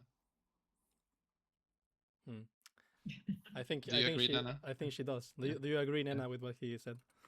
No, of course, of course. I was thinking about you when we talk about this, that even if you go around like 2 hours, you will feel like super exhausted, and then maybe you create scenarios that will not happen, or many times you will be like super tired, and the other person is like, he doesn't recognize the problem or the situation, so you carry it with him. So for me, it's you who can stop it. Again, when I say you can do that, I know, because it happens to me too. It's not easy. Like he said, we are not like click and then Yeah, I exactly. mean, we wish to have that, but it's not our path. If was is if our path were meant to be easy, we will be like NPCs. I was born this way, and then I will live this way. So Yeah. always say, okay, thank you, but whoever or whatever sent us the hardest lessons. So we are always in that situation. And I Yeah. think also to be present, because we think, and we were uh, I think educated to be in the future. Like we always, when you arrive, when you get it, when you achieve this, and so our mind is like always trying to fix something that didn't happen, or maybe will never happen, or even if happens, it had to happen. So when you reach that, it's like more peaceful for our minds to be okay. I don't have control over this, and I have to stop, right? It's a practice. For me, it's the same. I cannot do anything about something. Okay, so now I accept it. Like, okay, this is what it is. I Yeah. have to be present. I think we are not present enough, so that's why we have anxiety and we have fears, and like we live in the future. And I think two one important things there, that the teacher taught me, the meditation I practice, Mhm. often reiterates, is that it's a practice, and in the sense that it's sort of like exercise. We go to the gym, we lift weights, it's painful, but we're trying to get bigger, our bodies get stronger. Yeah, it's not one day. Doing no, exactly, it's not one day. It takes long Uh, time. yeah. You're right. And it can be uncomfortable while we do it, but so doing meditation, it's the same thing. It's we're Okay. strengthening the mind, we're practicing. It can be uncomfortable, just like going to the gym. It can be painful to run for Yeah. long distances, but it creates a stronger mind in the process. Yeah. But and that's the first thing. And the other thing is that we live in a social world, and then we have to deal with these things. We have to deal with work and coworkers and Of course. and That's what Unfortunately, I said. people A and balance. things. unfortunately, Yeah, we have to. Yeah. So sometimes the easiest solution is, I mean, just quitting your job, doing something else, remove yourself from the situation, not talking to people. I Yeah. mean, monks, Buddhist monks or any other monks, they don't have to deal with these to the same extent, right? They can they stay solitary, and that's sort of the point, because they would be sort of dragged into these social settings where schism can arise. It's like that. I mean, that's why my question was, my wrong question was, if I elevate myself, I will not meet these people. It was no, you will meet more of this, but you will have to learn until what you get, what you gave or give, or how, and what is the limits. So I understand it, and then it was like a relief for me. Like, okay, it's not what I thought. It's different, and now I understand more. Yeah. But Yeah, it's but it also so, has to like do you with said, where we are, right? Because as you said, Torkel, yes, like you also the have to work remove life. yourself sometimes from places that are not good for you. Yeah, we will And that have to do that happens to always. us all the time. It can happen to us at work. It Yeah, happens to us. Maybe we don't feel yeah, good in our own city, in our own country, in our own university. Like I think we all go through those periods where we're like, hey, maybe I'm not good here. And I mean, it's Yeah. the same thing when you measure intelligence, right? Like there are so many different kinds of intelligence. And some people, it's like there is a good comparison where people are trying to measure intelligence of like monkeys, and then there is like a fish, and the fish cannot compete with the same tests because the monkeys are being evaluated in like, okay, how good can you climb these trees, and then the fish is there like, I can't do that. It's like you can't compare the skill No. set, right? But maybe the fish is really smart in some other ways. Yeah. So I mean, yeah, that has to do with also in my personal case, like why I left the country and so on. Like I didn't feel super comfortable in my own city, in my own country, and I think it's a noble reason to search for meaning and for other people that you might be more aligned to how you are. Yeah. But yeah, I want to talk more about like specifically about meditation. Like, how is it part of your life nowadays? Like, what do you do related to it? Do you like how did it come to be what it is today? Because I know you're super into this. You presented me a book that I've been reading. I started reading Right. it.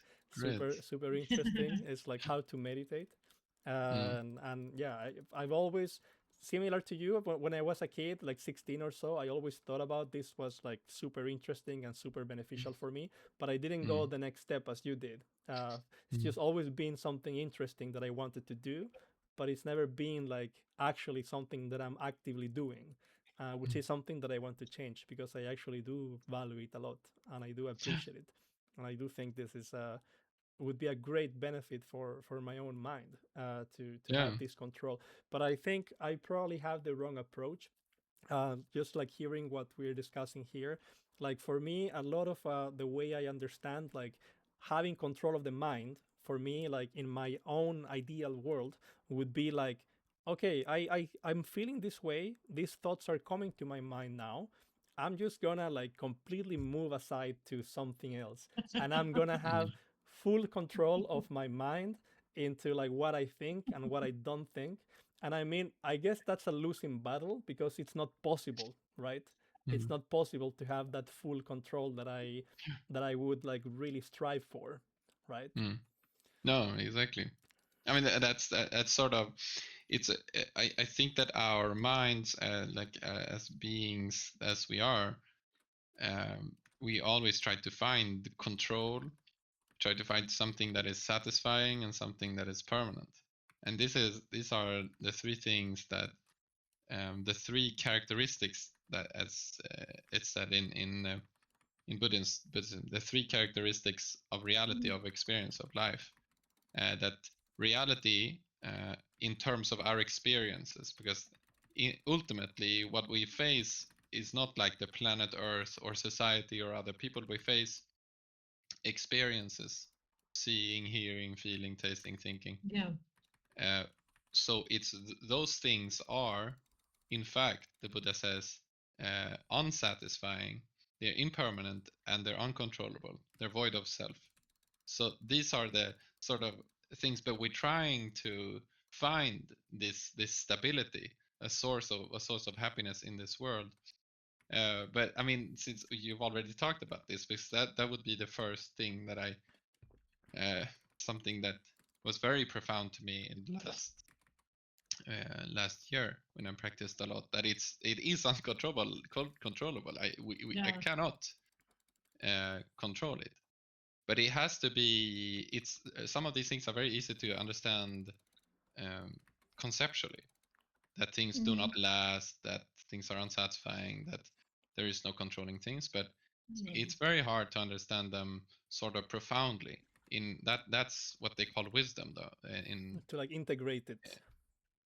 Yeah, exactly. But it's not supposed to come from discussing or reading or anything like that. It has to come from first-hand experience of looking at your own reality and seeing that this is actually the case, that pleasurable experiences aren't fully satisfying, that nothing lasts, that I cannot control. I cannot control my mind, other people's. I cannot own things. Things. I will be separated from everything that I own. But so these are the, things that you would see practicing meditation. I think it's a very, very good thing that It's you're like more when we worry so determined on. much about something, and we don't ask the question about can I do something about this, and you say no, I can't. So and we keep worrying, like we will find nothing but keep worrying and staying in that state where we cannot do anything about, right? No. So I think it's the same when we worry too much. We are living in something that is not happening, and we don't have control that we think we have, and worrying is like we are wasting our energy and focus on something that we don't have control. So it's like a loop, like he said, you are there and you stay there. Like what for? You can do nothing about No. it And except that would for create more a deeper sense of peace. Yeah. That you actually can't, that you can't control it. So and No, I mean if you the wrong thought that the more you worry, the more you will have answer or solve the problem, when it's the opposite, because you are like wasting energy for nothing. So that's something most people do. They keep worrying about something and imagine many scenarios and that's it. These are our minds, and that's what we learn to see when we do the practice, do meditation. And I mean that after a while we start to see that this is actually happening. That this is how my mind functions. We look at the mind constantly.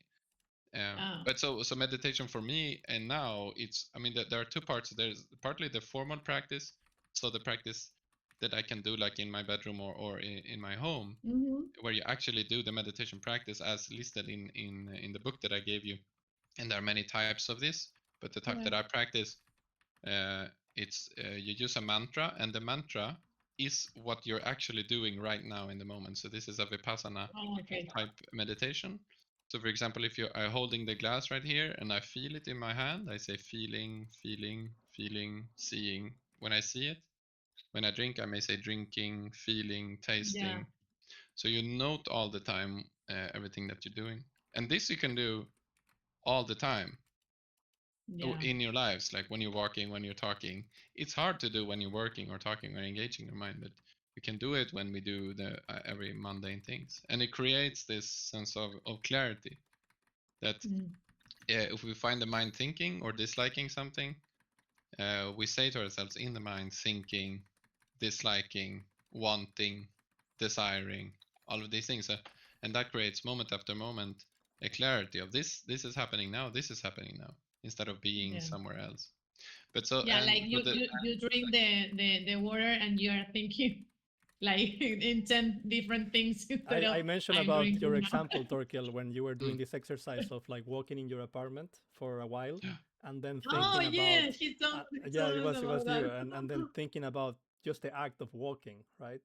And that's some form of meditation as well, because it kind of like makes you be in the moment completely. And Could you talk about a bit about that? Like, what are you trying to get from that practice, for example? Is it just being in the moment? Is it maybe also, I'm just like speculating here, like maybe also trying to see what thoughts come to your mind during that moment? Mhm. What are you looking for? What are you searching for in those moments? It's like what we've talked about now for a little bit of time. That it's we're trying to just so when we do the walking, we're not thinking about that we're walking. We're lifting. When we lift the foot, we say stepping right, stepping left. So we're in the stepping right. So we're in the moment when we do it. So we try to focus the mind just to be in what is real and what is true, not okay. What am I going to eat for dinner? Like it's we're Yeah, not doing that while we're walking, but that will happen as well. The mind is chaotic, as we've talked of about. course. So when we notice it, we say thinking. We notice that it's thinking, we say thinking. And when the foot is moving, we say uh, stepping right or moving or something like that. And what we're trying to cultivate, I mean, and my teacher can explain this in much greater detail, uh, is the seeing of what is real and seeing what is and seeing what is not, because then we're seeing that the mind sort of learns that this is what's happening. The foot is moving right now. This is reality. That is not reality, because otherwise we're in the future, we're in the past, as you talked about, Yes. Nena, always worrying about something.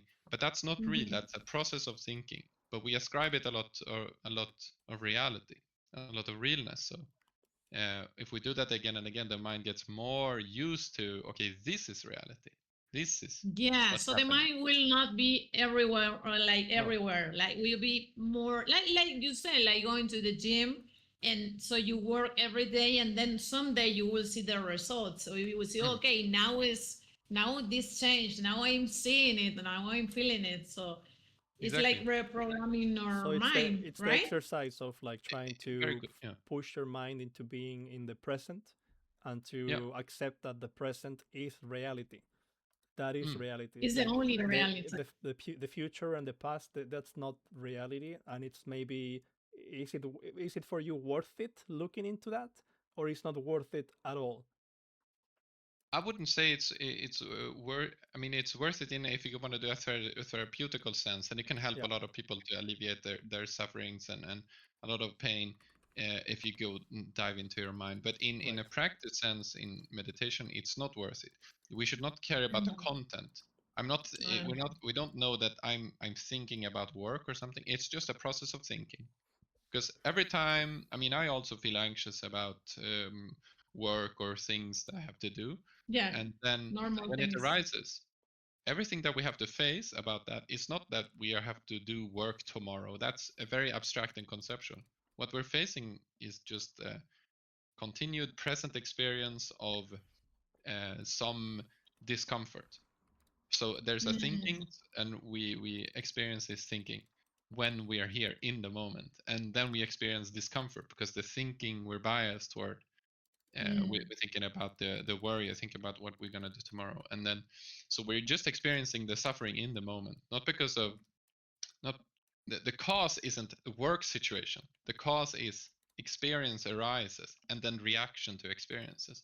Yeah, So every time we do meditation, every time we take the mind back to the present moment, we train it to not be to not ascribe reality to something that is not real, so that we see this is experience, this is pain, yeah, this is worry, this is doubt, this is happiness, this is calmness. We also want to note those things. If the mind is very yeah, calm and very nice, we want to say calm, calm, happy, happy, happy, so that we see, okay, now the mind is happy, now the mind is calm.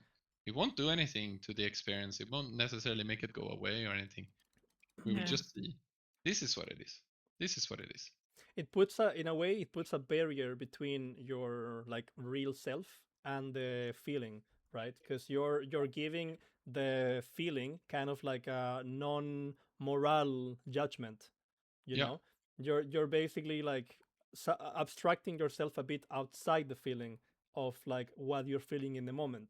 So for yeah, example, if you're feeling a work is giving you anxiety, then instead of being in the loop of like I do sometimes, of like thinking about work and anxiety and blah blah blah, if you mention the word anxiety or like Mm. anxious or whatever, then it's gonna put a little bit of a barrier between the feeling and yourself, because it's gonna Mm. make you aware of what you're feeling in that moment, right? You know Yeah. what I mean? It's like what they say. There is a phrase, I don't remember exactly how it was, but regarding depression, and instead of like saying I am depressed, it's better Mm. to say like I have depression, because it puts like a Yeah. little bit of a feeling. There's a difference between I am and I Yeah. have, right? Not like not on a linguistical way per se. More like it's more about whether you are that as a person, you're like a depressed person, or you are a Mm. person going through this right now, but that's not who you Yeah. are. So No, it's no, similar, right? exactly like that. And I think Nena put it very well when you said like reprogramming. It's like reprogramming our minds, because we have these habits of how we normally deal with experience, but Yeah. meditation teaches us to deal with them in a new way, to deal with our experiences as experiences. And experiences have certain qualities that work does not. Work has other qualities, but we don't deal with work. Even if we sit working, we sit down. It's sitting and it's typing and it's thinking. Or I mean, in my case, it's typing. So that's we're trying to uh, do, or like take our concepts down to what they actually are, and not live in them, because they are unbounded. We cannot fully define things as Yeah. working or anxiety or sadness. It's you cannot ever like accurately hit it all the time.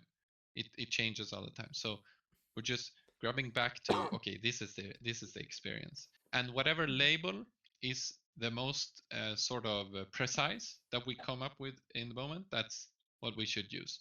And in this practice, we try to avoid very complicated labels, such as working is too complicated. Actually sitting, seeing, reading, maybe reading is also a bit too complicated. So very mundane or very precise and simple concepts: standing, thinking, liking, disliking, doubting, worry, tired, yeah, and all of these things. So that are But very I very have a simple. question about this because we have this bad or wrong behavior of.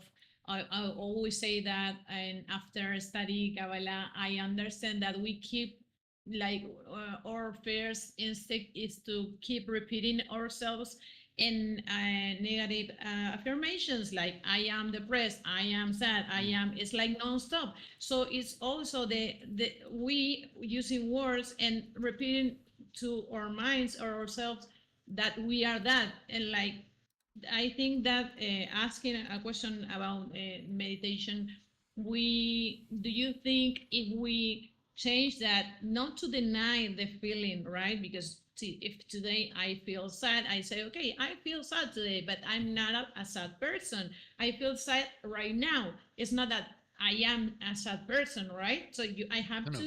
to see the difference. So the question is, do you think it works if I change it to positive and affirmation that okay, I am sad but I can be better and I will feel better because I have my will power to not control but to invest a better energy and a better focus to be like at least to try not to stuck in that Mm. feeling sad and make it like to be 1 week, 1 month, 1 year, Mm. I because think we it's keep repeating negative affirmation and people doesn't know the power of repeating. As I say, when a child you repeat like nonstop until he learned to talk right, it's by repetition. So mm, we still human even if we are 40, 50, 30. Like if we repeat ourselves negative affirmations, someday our mind will say okay, we are that, like okay, I'm that, right? So the question is if you feel or think changing it for good affirmations, like is to inspire ourselves, not to lie to the night, but to motivate ourselves is a good way to change the focus. I mean, I think it's a very good question as well, because now I mean, I put very much weight on this sad, anxious, and pain and all of these things. It's just because they arise, and that's what we're trying to sort of deal with in a better way. Because pleasure and pleasurable experience aren't inherently filled with suffering. They're pleasurable. The problem is Mhm. when we start to expect pleasure, or try to grow Yeah. attached to it. But as to your question, I wouldn't say that it's the way to practice if we want to get insight into how our minds work.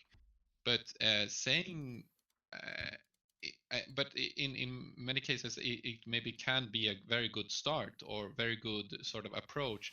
That every time you find your mind thinking about, oh, I'm such a depressed or sad person, Yeah. it can be a good thing, not in a practice, in a Buddhist meditation practice sort of sense, but it can be a good way. I agree, and I've done this myself as well, trying to rather focus on what you're grateful for, rather think about, Yeah. no, I labeling this is not good for me, I should see Yeah. opportunity and things. I mean, because it can create a better foundation for when we actually do practice and try to form insight. But when one finds that we that you think that I am a depressed person, I am depressed, or something, I Yeah. am very sad. What's actually happening is that we're experiencing sadness. So then we know to ourselves, sad, sad in our minds. Mm. And we're Yeah. experiencing some thinking. Because this is, I am depressed. There is no I. There is no the I that Yeah. is depressed. It's a thought. So we experience thinking. So we say to ourselves, thinking. And maybe there's sadness. So Okay. we say sad, thinking. And maybe then we Okay. become happy because we notice it. We note happy. Yeah. So we don't define us, but we recognize and then yeah. Okay, I understand. That's a practice at least, but there, I mean, there are that's just one way in how to, I think, the ultimate way in order to gain insights, but it's one way to sort of gain mental clarity or deal with the challenges in our Yeah. lives, and Do you try doing we can this do Yeah. that. like on your day to day as well, or only when you're actually doing the practice? No, day to day, every, like, as much as possible, uh, all the time I can. Like even now we can, we're talking, then it's difficult, but then one could say sitting. I'm very warm right now, so I can say warm, hot. Yeah. I can say liking Okay. because I'm having a pleasant conversation, or Yeah, Nice. see that's good time that when I That's feel good. you tired. clarify this because some people think like meditation is like being like I told them to be a peaceful person and to find peace is not to be in a temple away from everyone like you are all alone like that's an easy way you must be in the chaos and then feel really peaceful that when you find your peace. Fully agree. So it's good what you said because to apply this everywhere in every situation put us in a reality that you don't live always in a perfect place to find your peace. You are your peace if you work like you said, being present in every situation, even if it's really difficult. So Yeah, it's good to clarify that because people think always, oh, meditation, yoga, or Buddhism, yeah, living in a mountain alone. Like, no, you have to be in the chaos, and then you feel like okay with the chaos, and find a way to find your peace within you. I have No, exactly. some follow up questions regarding you, Torkel, because I know that you've been through this for like a long time, which I think is really awesome. What made you want to go to Sri Lanka? Because I mean, Mm, Torkel, you can explain this better than I do, than I can. But you went to Sri Lanka. For people that don't know, it's like an island country south of India, right? yeah. And you went there seeking for answers, right? You went Mm. there seeking for some expansions of the mind, for some insights and so on. Was there something that made you want to do that? Was it something you always wanted to do? Was it like a goal, or was there something specific that made you want to do that? It's a good question, and I think it was sort of for me the very next natural step in doing the practice and deepening the understanding of the practice. Because as we talked about here, we live in society. I don't have infinite time to do practice all day. I have to work. I sort of choose how to work, how much I work as well, but I'm bounded by many different things. And going to Sri Lanka, that also was an opportunity to meet the teacher, to meet this monk that have taught me Oh, this method. the same one you met Exactly. in Southeast Asia when you. No, No. Ah, okay. that was an Englishman, Ah, okay, okay, okay. some other person, but uh, I took a course online, and I mean that's the method that you now have the book. Um, so I took a course online with this monk a few years ago, and I practiced his way, and he has great YouTube tutorials and sort of methods instruction on how to do the practice. So I practiced his way, and I found over time that this is very fruitful. It's very very good. And so I did the at-home course that you can also do for free. And going to Sri Lanka and doing the course is all for free. So the next natural step after having done the at-home course was to go there and actually apply yourself, because then you do nothing except practice. So you just Yeah. practice all day. I stayed there for 2 weeks. My plan was to stay for 18 days, but at the end it was very very very intense, and you don't talk to anyone. So this is a very intense course. There are various types of meditation courses, but you just practice all day, every day, as much as you can. I mean, you shouldn't push yourself too hard, but in hours wise, it's not super useful to count hours. Maybe you should count mindful moments, or uh, sort of attempts at being mindful in moments. That's maybe the best count. But in any case, it's about 10 hours a day that you practice, and we practice just alone. You don't talk to anyone. You just talk to the teacher, i.e. the monk, once a day. And then there are a number of other rules that you have to follow, as the other monks do as well. And so you don't read any books. You listen to one talk that he gives once a week, but that's it. So I mean, for me it was also very lonely, and a lot of anxiety and a lot of worry, more than I felt in my life, came up during this trip. Really. But then the objective is to just do the practice. So then you're not worried, Yeah. disliking, pain, a lot of pain. You sit down a So you lot. had the There's a lot biggest of pain in the challenge back. when you were there, basically, because you were trying to do the Massive practice challenge. while you were getting these feelings at the same time. You was forced to be with yourself. Like you don't have you can escape. Now you No, can. Yeah. exactly. That's it. Wow. But it provides and for me it was profound in how it changed my perspective on my own mind, as we have talked about here, in the responsibility I have for the things that arise, what I can do, what I cannot do, sort of parts of where suffering arises. Like it's way more stressful trying to change things than it is to accept them, even when they're tough. So those sorts of things come. But it was so for me it felt like the natural next step in deepening my practice, and that's what the teachers sort of um, instructs you to do. Like if you have, when you have done the at-home course, then the next step, if you want to deepen your practice, is to go there and do it live with the teacher. So you meet the teacher every day, and he can clear up any um, misunderstandings that you have about the practice, and they teach you and make sure that you understand exactly how to do the practice. Yeah. So Because there are you have nuances that are difficult too. Yeah. You learn over time. I mean, you can teach yourself if you have the basics. Like if you go to the YouTube channel or look at the instruction, then you can teach yourself.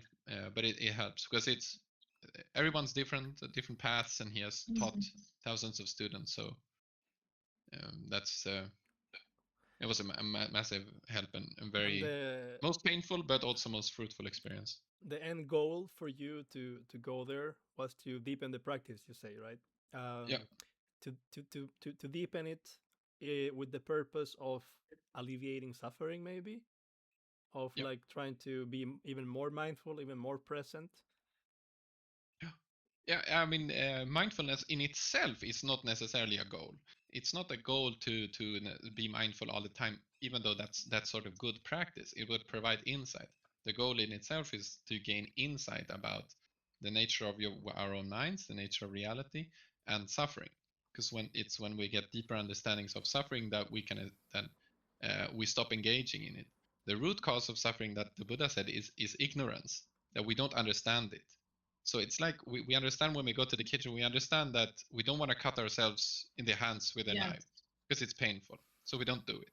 But we create suffering in our lives because we don't understand it. We don't understand how it works.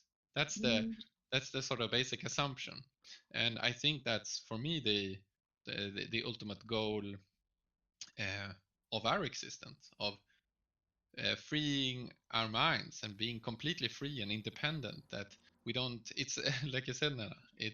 Being with cows or being in a paradise. Yeah, It shouldn't matter. it's I mean, easy. we Yeah, should be able to find it's peace everywhere. something. Yeah. Hmm. Yeah, And and I think it's endless. It's like it doesn't have an end. Like you are always learning something new or growing. Like we said, like us, right? Like someone who is searching for. I don't know if it's for a peaceful life, but more to know and understand, like you said, to not be frustrated for anything that happens or anything we go through life every day. Yeah. So for me, I think to me it keeps me motivated. Like if it has an end, we'll be like, and then what? Right? Mm. So I think what keeps me motivated is like this has no end. You can learn as much as you can grow as much as you can, or I mean want. And that's the best to me, that's the best part. Yeah, it is, and I mean it's naturally tied to questions about meaning and about death and about old age and suffering and sickness. I mean, we Yeah. all experience this. We are. I like to say Uh-huh. that we are we are terminally ill with birth.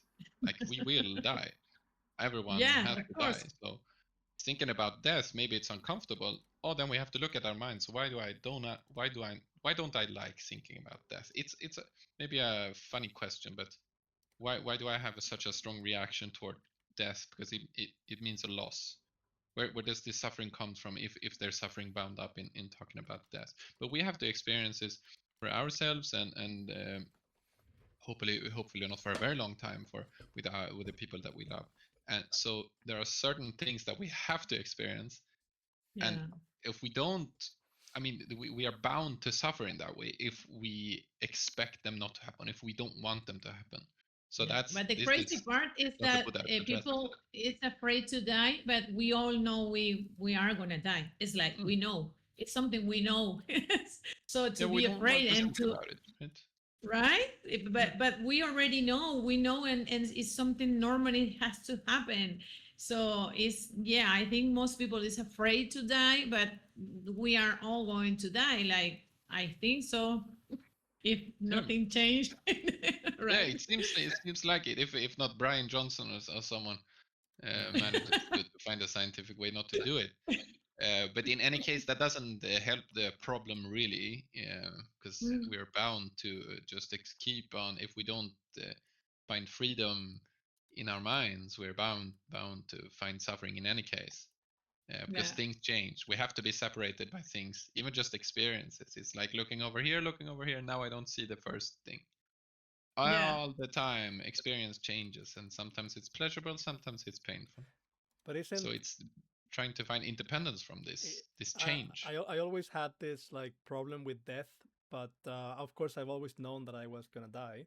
But at the same time, I think the problem comes from the feeling that you're gonna miss out on so many things that are gonna happen after you die, right? Mm. Like you don't want to miss out on, like, I don't know, traveling to different planets and seeing how it looks over there. Seeing a sunset in a different planet would be awesome. Like I would Mm. love to Yeah. see that, like, different sky, different star, like those things, or like the progress of humanity, like where are we going to be in 1,000 years, things like that. Mm. yeah, But at the same time, like rationally, I know that living forever would be a torture in a way, because forever Mm. means forever. Like forever doesn't mean a billion years. yeah. Like we said Forever means before, it's forever. Like forever means it's a a trillion, punishment. trillion, trillion, trillion, and to the Yeah. power of a trillion, to the power of a trillion years, and more and more and Yeah. more and more. That sounds like horrible, right? But Mm. maybe like if you want to play a bit of a devil's advocate here, if you actually manage to be enlightened, maybe it wouldn't be a torture to live forever. No, no, Have you thought about absolutely that? not. Yeah, yeah. I mean, living forever would also be, in a Buddhist sort of sense, great. I mean, you don't have to restart. You don't have to do the first 20 years of introductory life Yeah, in order to get to yeah, a point where you can do all over practice. again. Hmm. But I mean, it depends on. It doesn't have to be. You can find freedom from suffering within life. That's it. So if you find freedom from suffering there, living forever, no problem. Dying, no problem. It's Right. it's all the same. But it doesn't mean Yeah, that you're just so. I mean, I have had some problems with this in my journey. And it doesn't necessarily mean that you're stoic and you're like, oh, I'm happy, do whatever. I can. yeah, yeah, There are still yeah. good things and good things that you can do in life and things, and we can still enjoy all of the good things in life without Yeah. being so stressed that we will lose them or that things will change or that I will experience pain. We can still fully be there in the moment that we have the experience of a pleasurable experience. We are in the pleasurable experience fully without one being fearing that it will go away or Hmm. Yeah. wanting it to last longer than it does. Like that's stressful. It's stressful wanting it to be something that it's not, And I think you to be touch a different. Yeah. really good point there, that if you are able to reach enlightenment or some form of it during a lifetime, then the wanting of living forever becomes meaningless, Yep. because Yeah. you're not But gonna want that anymore. but even if you live 20 years, you will live like no one else did. Like you will be, I think your purpose, like I always think like people that is always unhappy and in the same place for 10 years, 50 years, is already dead. To Mm. me, is there. He exists, but he didn't learn or do anything or offer anything. I know is the that we have to respect every path that every human being has, but to Mm. live like 90 years and then you did nothing instead of someone that lived, I don't know, maybe 30 years and he reached the most beautiful life, not without pain, but I mean enlightened and being peaceful and content with who he is Mm. or what he And did or having what done he good left. things, right? Yeah, like Having done I goodness. left something. I did something. I'm happy with who I was or who I am. There is a phrase that summarizes it very very nicely, I think, and it says something like, "It's not about the years of life; it's about the life on the years." Yeah, Mm. of course. Yeah. True. Yes. There's people that has 99 years and he or she is not like happy or like you said, maybe think, oh, or I should do this or I should have done that, and to Mm. live like that to me Mm. is not, Yeah. it's not what I want when I want to live more. I have a It's to be question more. regarding the what the Buddha said, because I think I heard you say a few times that the source of suffering is not understanding what suffering is. But I also remember hearing that from, I think, the Buddha. He also said that the source of suffering is wanting things. Yeah. It's having desires, right? Like, Yeah. could you explain a bit about that? Mm. I mean that is the true. That is the case. It's the four. So he realized the four noble truths, and those are the noble truths of truth of suffering, the noble truth of the cause of suffering, the noble truth of the cessation of suffering, and the noble truth of the path that leads to the cessation of suffering. And the second noble truth of the cause of suffering is a craving. So Mm. that is truly the case, but it is sort of the last point that suffering arises at craving. But the cause of craving, that's the third noble truth. The extinction of the cause of the extinction of the cause of suffering is the way to freedom from suffering. The extinction, so that means the extinction of craving. But the extinction of craving cannot come by just extinguishing craving. We have to extinguish the cause of craving. And the cause of craving is ultimately ignorance, that we don't understand, Okay. that we crave for continued life, we crave for lasting things, and we try to find them in our experiences. We try to find them here in our lives by building stable lives, being nice homes and all of that, but it's impossible. So we have a misunderstanding that this can be satisfactory, these experiences, they can ultimately be satisfactory. It's not to say that they aren't pleasurable. They can be pleasurable, they cannot just be ultimately satisfactory and ultimately lasting.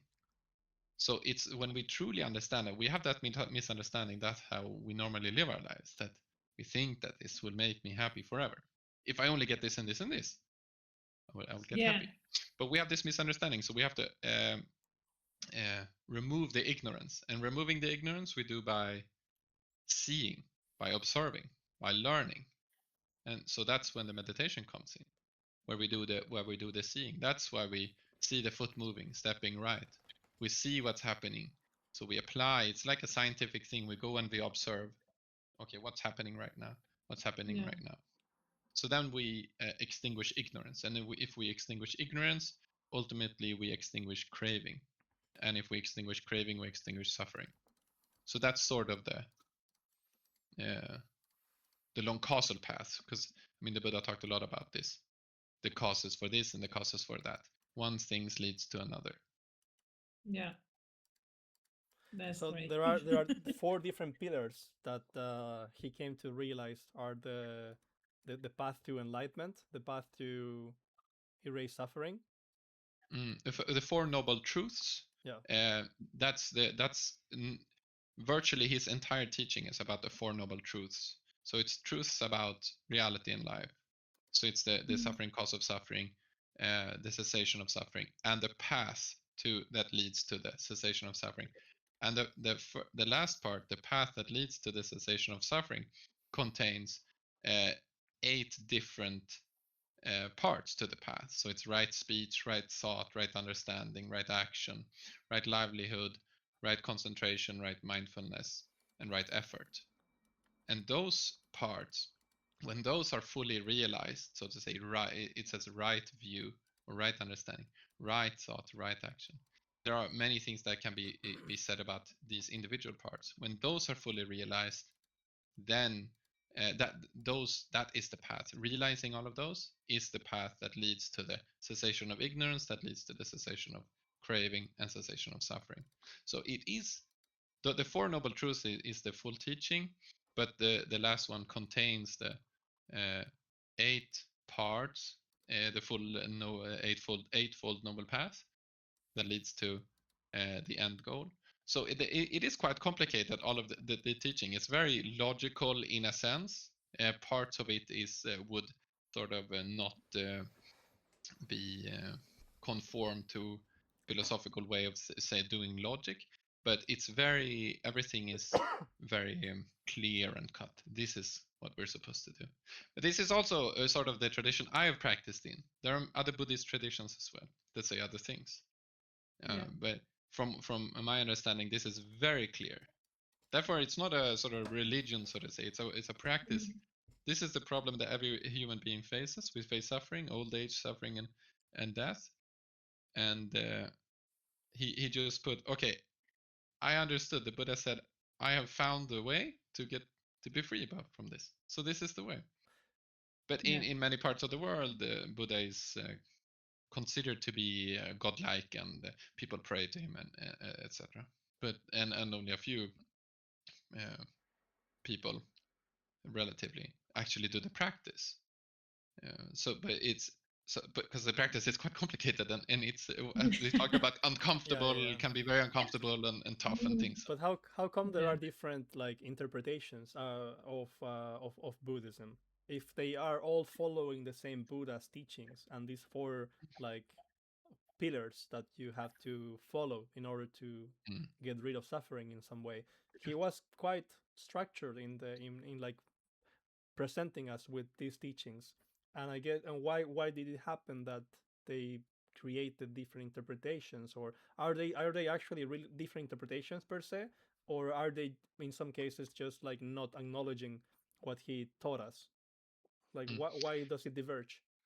Yeah, I wouldn't say I'm definitely no expert in this sort of religious history, so to say. But from what I understand is the Buddha lived around 2,500 years ago, and around 1,000 years after his death, to begin with, about 500 years after his death, the first sort of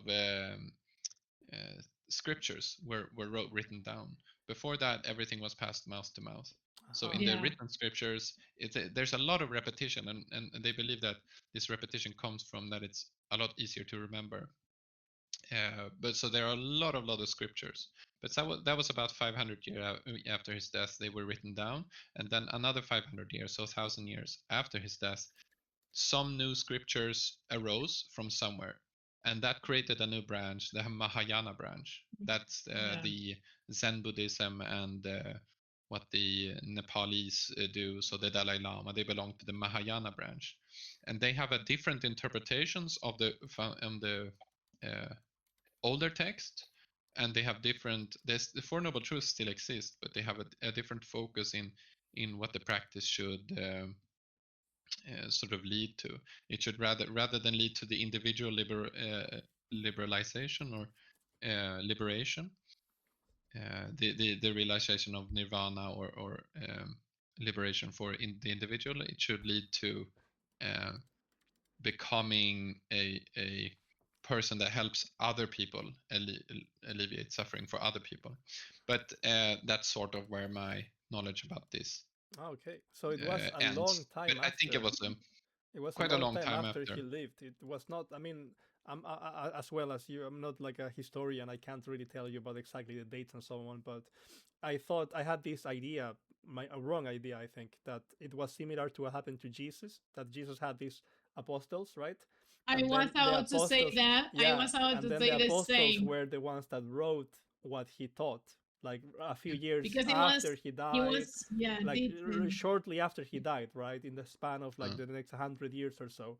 But in the case of the Buddha, it was not the same at all. It was just transmitted verbally for yeah, hundreds of years, literally, yeah, and then it was brought up to us many, like a couple of thousands of years later.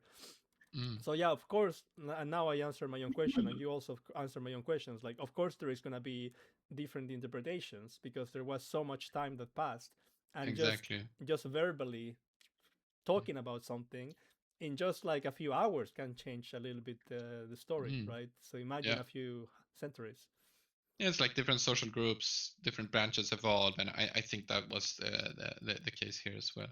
But I I mean, want to, I want emphasis to, on meditation and I rest, don't but mean to interrupt, but I have to go. So I hope to have you again. I want to have you again in another episode. Before I go, I want to thank you for your time and everything you taught us and share with us. I'm really happy that you accept to be here and that you wanted to be here. And really, I really hope that you come back anytime you want or feel like thank you, Nena. sharing another moment with us.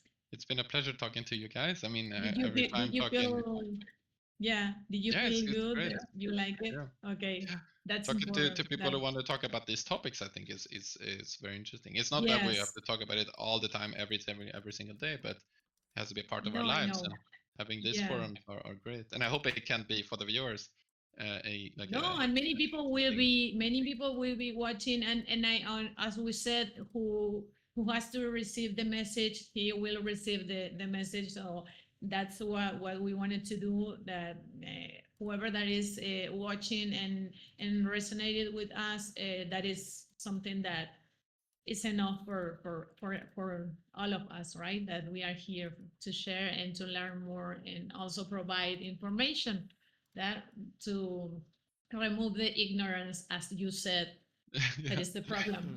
yeah, So exactly. Yeah, I'm really We're thankful glad. for and I'm glad to meet you. I hope to continue having contact with you Thank you, Nana. as well. Likewise. yeah, thank you so much. I appreciate that you came, and yeah, like Nana said, hopefully you enjoyed it. I think you did. It's been really fun to talk about these topics that interest all Mm, of us. So yeah, mm. thank you again, and hopefully everyone listening had a good time listening to our conversation here. And let's see if it happens again in the future. Probably, I hope it Yeah. does. Yeah. Uh, so yeah, thank you guys, and I'll speak to you later, I Great. guess. Thank you. Bye bye. Bye, Thank you everyone. for being with us. Thank Bye. you, Nana.